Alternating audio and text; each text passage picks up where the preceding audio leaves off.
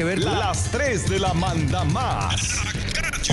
6:25 de la mañana aquí en Callejeando. A esta hora, profe, llega el más aplicado de todos, el estudiante preferido del profe Carlos, Eduardo Hernández. Eduardo, ¿cómo amanece? ¿Cómo les va? ¿Todo bien? Muy bien. Aquí tratando de... El pirata Morgan está como ese curita que acaban de coger en el Vaticano, un asesor del Papa Francisco. Uy, no, ¿Y no, qué se meta pasó? con Le él. allanaron el apartamento porque el señor tenía una orgía gay con drogas.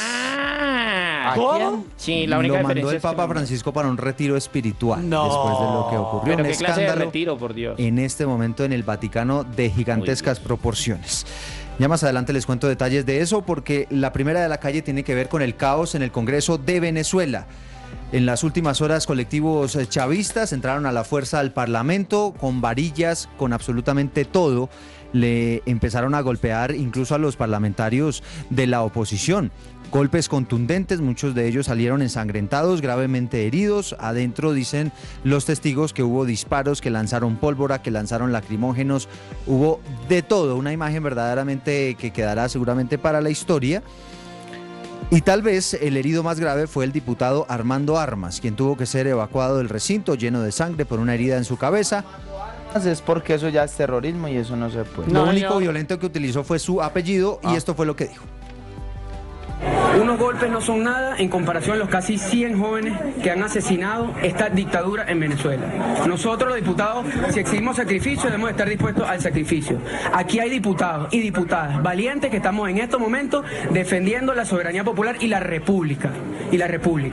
Sí, los golpes nos duelen, pero no es más allá del dolor que sentimos cada vez que vemos que se nos deshace el país, que nos matan a nuestros jóvenes.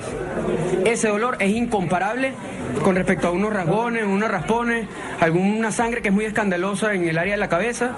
Nosotros vamos a seguir adelante, que no les quepa la Y el menor... tema no paró ahí, fueron aproximadamente 250 personas entre parlamentarios, trabajadores, periodistas, la gente que estaba al interior del Parlamento, que estuvieron aproximadamente 8 horas totalmente atrapados, secuestrados por estos colectivos chavistas que no los dejaron salir. Llamó la atención que el propio Nicolás Maduro rechazó esta incursión armada y pidió investigar el tema. Que han ocurrido unos hechos extraños, siempre extraños, donde está la oposición. En la puerta este y algunos pasillos de la Asamblea, algunos de sus jardines, unos hechos de riña, de violencia. Yo condeno absolutamente esos hechos, hasta donde los conozco en este momento. Yo no voy a ser nunca cómplice de ningún hecho de violencia.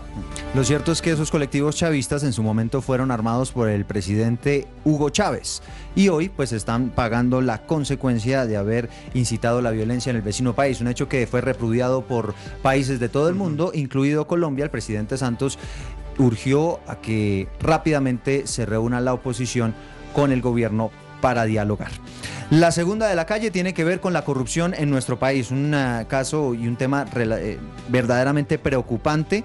El último hecho ocurrió con el contralor de Antioquia, Sergio Zuluaga, y también con el exgerente del Hospital La María de Medellín, William Marulanda. Y escuchen este caso, descubrieron las autoridades y la Contraloría que se estaban practicando cirugías estéticas en los hospitales públicos, con insumos públicos. Opa. Y nunca pagaron ni siquiera una cuentica por esas cirugías estéticas, muchas de ellas para enaltecer sus músculos, los abdominales, los músculos de la espalda. Unas cirugías estéticas que, de acuerdo con el fiscal general Néstor Humberto Martínez, pues costaron bastante y nunca fueron recuperados y puestos nuevamente en el erario. Escuchen.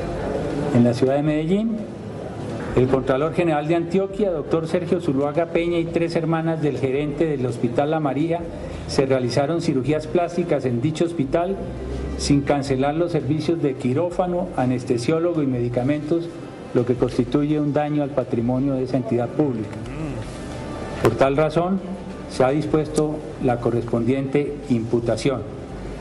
A los señores los capturaron, Lo cierto es que este Contralor de Antioquia, pues se supone que era el encargado de velar porque hubiera una buena utilización de los recursos públicos y ahora termina metido en este escándalo. También, como les decía... Pregunto, pero esta es la conclusión ya de una investigación. Estos son unos hechos ocurridos hace más de un año, ¿no? Exactamente. Este caso, digamos, se conoció hace tiempo y la novedad aquí es que ya la Fiscalía los capturó y ya los va a imputar y muy seguramente serán enviados a la cárcel. También está metido el exgerente del Hospital La María de Medellín, William Marulanda, cuyas hermanas pues también se practicaron cirugías estéticas allí en este recinto, así que por este escándalo pues hay detenciones. No es el único caso que tiene además que ver con la salud. ¿Se acuerdan de el denominado cartel de la hemofilia en el departamento de Córdoba? Sí, señor. Pues parecía esto un tema superado, ya hubo capturas por eso y demás, pero la Contraloría General de la República advirtió en las últimas horas que se descubrieron nuevos pacientes fantasma.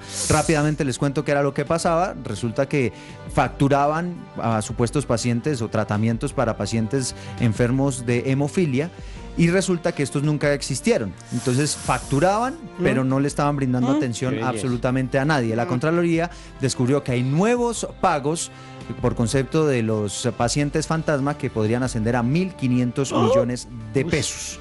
Y hoy continuará la audiencia contra el saliente secretario de Seguridad, Gustavo Villegas, secretario de Seguridad de Medellín, quien recordemos también fue detenido por incumplir su labor. Debía cuidar a la ciudad de las bandas criminales y aparentemente terminó aliados con ellos.